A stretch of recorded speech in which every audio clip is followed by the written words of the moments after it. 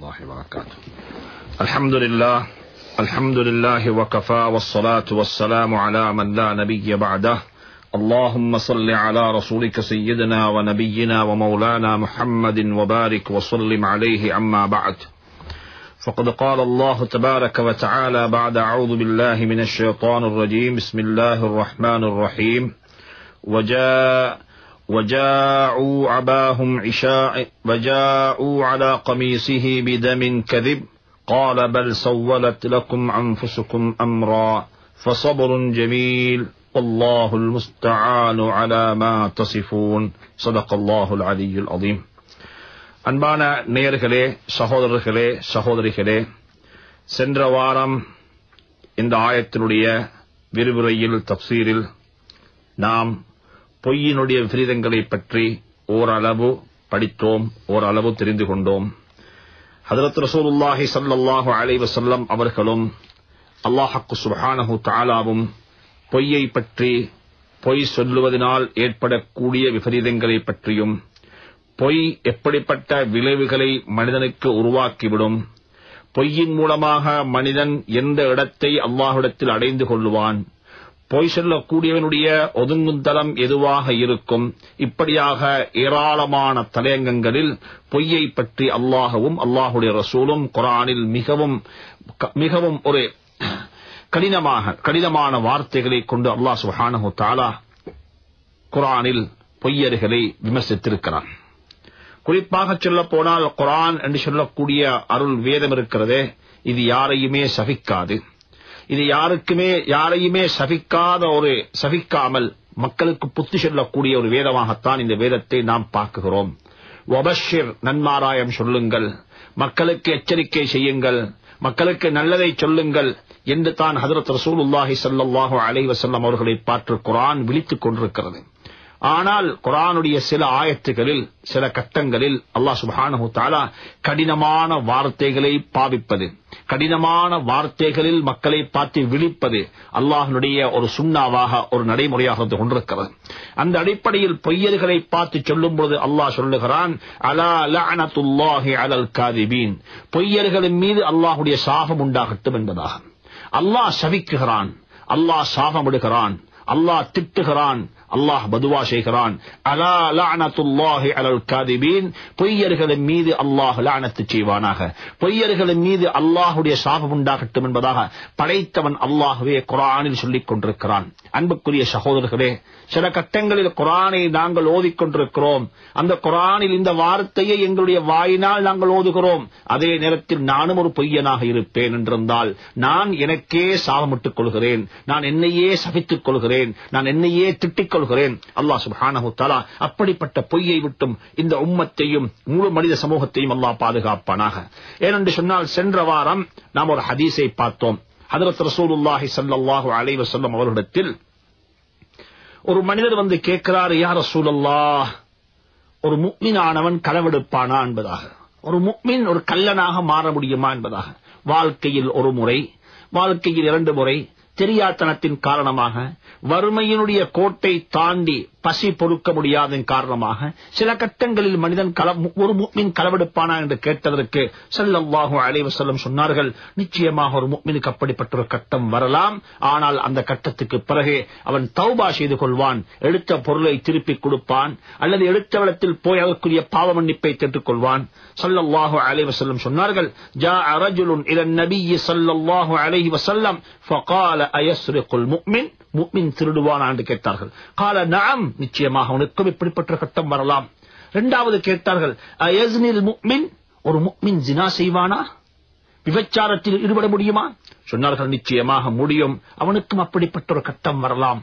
ஆனாலும் அவன் விபச்சாரம் செய்யக்கூடிய கட்டத்தில் முஃமினாக இருக்க மாட்டான். லா யஸ்னி ஸானி ஹீன யஸ்னி வஹுவ முஃமினுன், அதாவது விபச்சாரம் செய்யக்கூடியவன் விபச்சாரம் செய்யக்கூடிய வேளையில் அவன் முஃமினாக இருக்க மாட்டான். லா யஸ்ரிகு ஸாரிகு ஹீன யஸ்ரிகு வஹுவ முஃமினுன், திருடக்கூடியவன் திருடமாட்டான், அவன் முஃமினாக இருக்கும் நிலைமையில் அவனுடைய ஈமான் ஒரு குடையை மடக்கி வைக்கப்படுவது போன்றே அவனுடைய ஈமான் மடக்கி வைக்கப்பட்டு விடுகிறது. அந்த நிலையில் அவனுக்கு மௌத் வரும் என்றிருந்தால் அவனுடைய ஈமானில் சஹாபாக்கள் சந்தேகப்பட்டிருக்கிறார்கள். அதற்கு பிறகு அந்த சஹாபி கேட்டார்கள், யா ரசூலல்லாஹ், ரசூலல்லாஹ் அயக்திபுல் முஃமின், ஒரு முஃமின் பொய் பேசுவானா என்பதாக கேட்டார்கள். விபச்சாரம் செய்வானா? ஓ செய்யலாம், சாத்தியக்கூறு இருக்கிறது. திருடுவானா? ஓ சாத்தியக்கூறு இருக்கிறது, திருட முடியும். கேட்டார்கள், மூணாவது ஒரு கேள்வி கேட்டார்கள், அயக்திபுல் முஃமின், இறைவனை நம்பின ஒருவன், இறைவனை விசுவாசிக்கக்கூடிய ஒரு முஃமின், அல்லாஹுவை நம்பியிருக்கக்கூடிய ஒரு முஃமின், அவன் பொய் பேசுவானா என்பதாக கேட்டார்கள். சொன்னார்கள் ஸல்லல்லாஹு அலைஹி வஸல்லம், قال لا, முடியாது, லா யக்திபுல் முஃமின், ஒரு நாளும் ஒரு முஃமின் பொய் பேச மாட்டான் என்பதாக சொன்னார்கள். திருட்டை விடவும் விபச்சாரத்தை விடவும் ஒரு பெரும் பாவமாக, ஒரு பெரிய ஒரு விடயமாகத்தான் இந்த பாவத்தை நபி ஸல்லல்லாஹு அலைஹி வஸல்லம் உம்மத்துக்கு சொல்லி இருக்கிறார்கள். அதனால தான் அல்லாஹ் குர்ஆனில் பொய் பேசக்கூடிய மக்களை பார்த்து சபித்துக் கொண்டிருக்கிறான். நம் அனைவரையும் இப்படிப்பட்ட பாவத்தை விட்டு அல்லாஹ் பாதுகாப்பானாக. நேர்மாறாக குர்ஆன் என்ன தெரியுமா சொல்லுது? குர்ஆன் எங்களை பார்த்து சொல்லிக் கொண்டிருக்கிறது, யா அய்யுஹல்லதீன ஆமனு, ஏ ஈமான் கொண்டவர்களே, யாருடைய உள்ளத்தில் அல்லாஹ்வை கொண்டு நடக்கும், அல்லாஹ் என்னை பார்த்துக் கொண்டிருக்கிறான், என்னுடைய பேச்சை அல்லாஹ் கேட்டுக் கொண்டிருக்கிறான், என்னுடைய பேச்சை மட்டுமல்ல அல்லாஹ் குர்ஆனில் சொல்லுகிறான், கணவன் மனைவி 2 பேரும் ரகசியம் பேசுகிறார்கள், யாருக்குமே தெரியாம பேசுகிறார்கள், யாரும் இந்த பேச்சை கேட்டுவிடக் கூடாது. வஅஸ்ரு கௌலக்கும் அவிஜ்ஹரு பிஹி இன்னஹு அலீமுன் பிதாத்திஸ் சுதூர். சில கட்டங்களில் குழந்தைகளுக்கு தெரியாமல் கணவன் மனைவி 2 பேரும் ரகசியம் பேசிக் கொள்கிறார்கள்.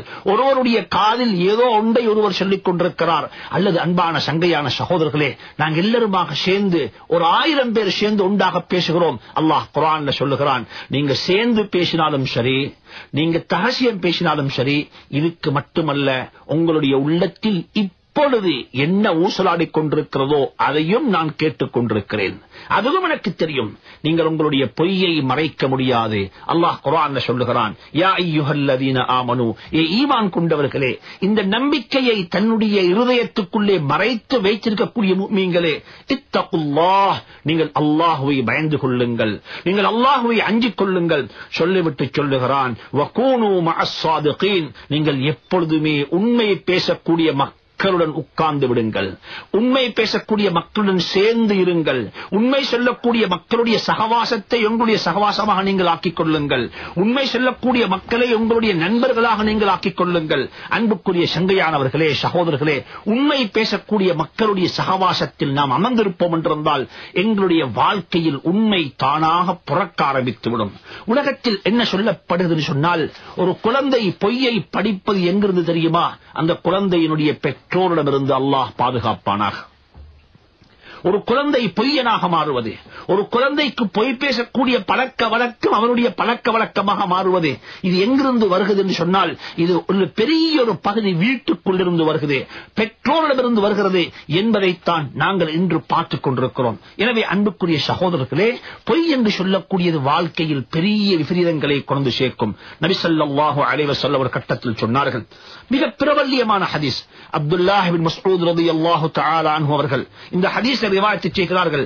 நிச்சயமாக உண்மை இருக்கிறதே நல்ல கர்மத்தின் பக்கமாக வழிகாட்டிக் கொண்டே இருக்கும். இன்ன ஸித்க யஹ்தி இலல் பிர், நிச்சயமாக உண்மை நல்ல கர்மத்தின் பக்கமாக வழிகாட்டிக் கொண்டே இருக்கும். நிச்சயமாக நல்ல கர்மம் உன்னை சுவர்க்கத்தின் பக்கமாக கொண்டு சேர்த்து விடும்.